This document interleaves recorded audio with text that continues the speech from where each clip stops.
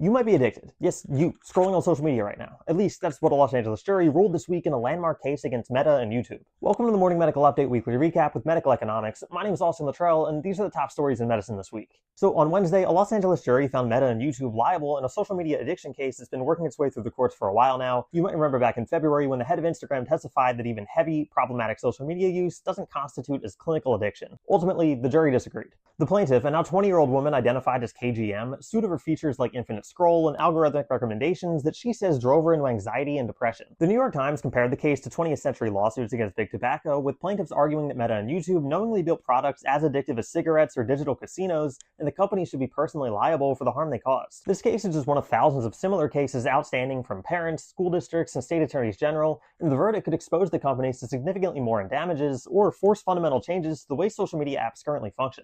Next, last Friday, March 20th, was match day, and the top line looks great until you get into primary care.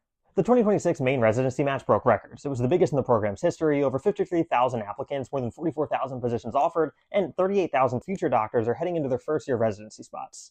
But the family medicine numbers are a different story.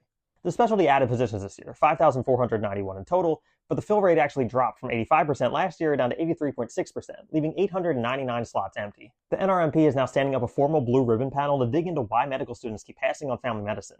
On top of that, foreign-born international medical graduates who need visa sponsorship matched at a 5-year low, and that's a group that's historically filled a lot of the primary care gaps in rural and underserved areas. The NRMP noted that broader changes to federal immigration policy might be behind that change. Finally, you know that colleague who says don't talk to me before I've had my morning coffee? Well, he might be onto something.